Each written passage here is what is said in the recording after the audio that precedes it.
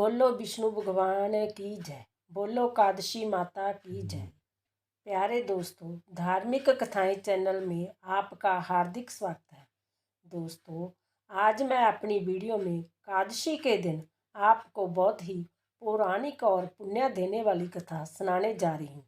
दोस्तों, बड़ी निष्ठा और लगन के साथ इस कहानी को सुनना।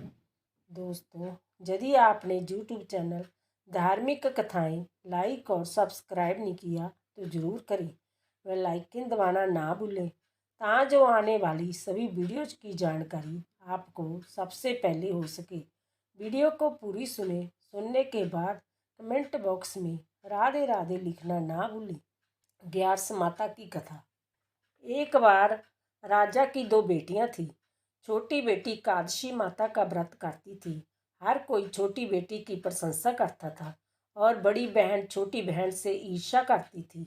एक बार पड़ोसी राजा का बेटा बड़ी बेटी को देखने आया, लेकिन उन्होंने बड़ी बेटी की जगह छोटी बेटी पसंद आ गई।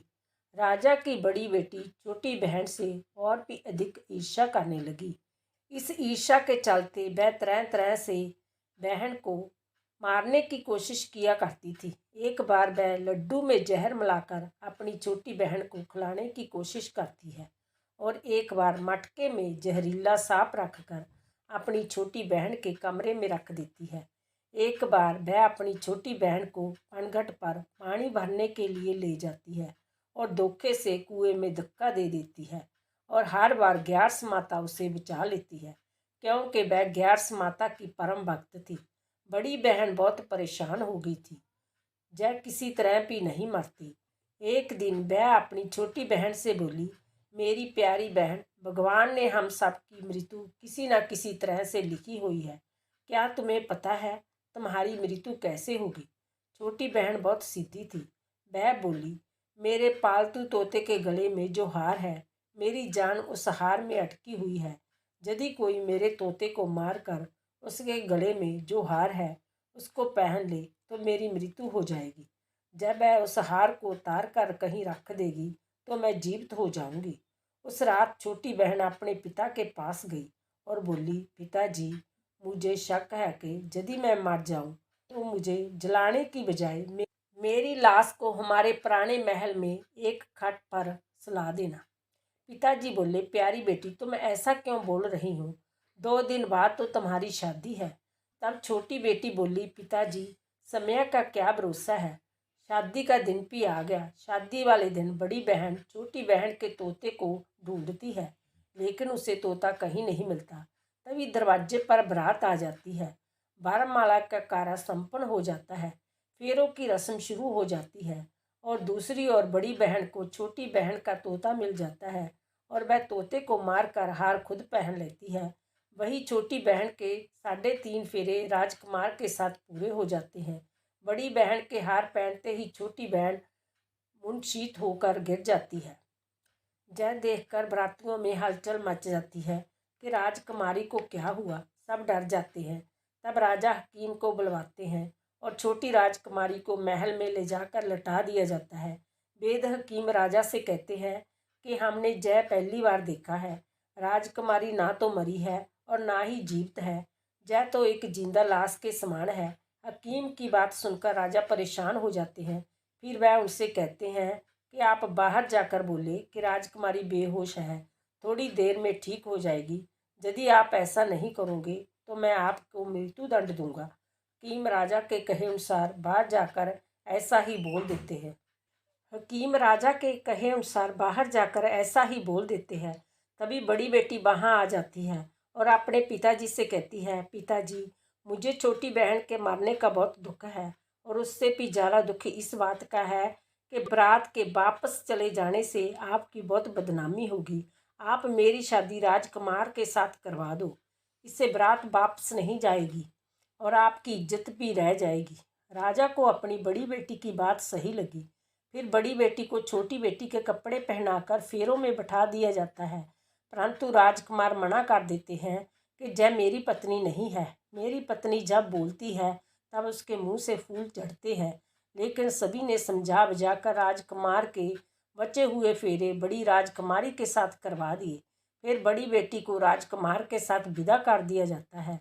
लेकिन राजकुमार बड़ी बेटी के हाथ से ना तो पानी पीते हैं और ना ही उससे बात करते हैं, ना उसका बनाया खाना खाते हैं। राजकुमार मन ही मन सोचते हैं कि मैं पता लगा कर रहूँगा कि मेरी पत्नी के साथ क्या हुआ। एक दिन राजकुमार बड़े दुखी मन से घोड़े पर बैठकर जा रहे थे कि घोड़ा वहीं जाकर रुका जहां राजकुमारी की अधमरी लाश को रखा गया था। राजकुमार ने घोड़े को आगे चलाने की बहुत कोशिश की, लेकिन घोड़ा चलने को तैयार नहीं था। फिर राजकुमार ने सोचा कि घोड़ा जहां क्यों न रुक गया हो, कोई तो वजह जरूर है जो घोड़ा जहां से जा नहीं रहा है। तब राजकुमार घोड़े से उतरकर पास में बने हुए एक पुराने महल में गई। वहां पर एक चौकीदार था।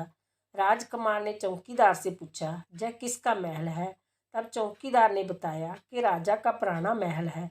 तब राजकुमार समझ गए कि जय महल तो उनके ससुर जी का है। फिर राजकुमार ने वही खाट पर किसी को सोते हुए देखा और उसकी ओर इशारा करते हुए बोले, जहाँ कौन सो रहा है?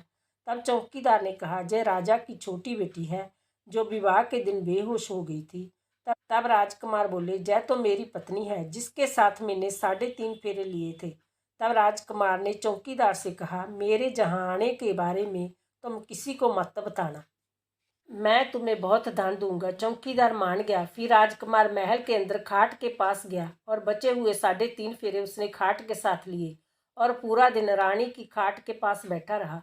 जब रात हुई तो छोटी रानी जीवित हो गई और उसने अपने पति को देखा और पति को देखकर वह रोने लगी। तब राजकुमार ने पूछा, तुम विवाह के दिन बेहोश हो गई, तब तुम्हारे पिता ने मेरी शादी तुम्हारी बड़ी बहन से तो करवा दी, परंतु मैंने तुम्हारी बड़ी बहन को स्वीकार नहीं किया।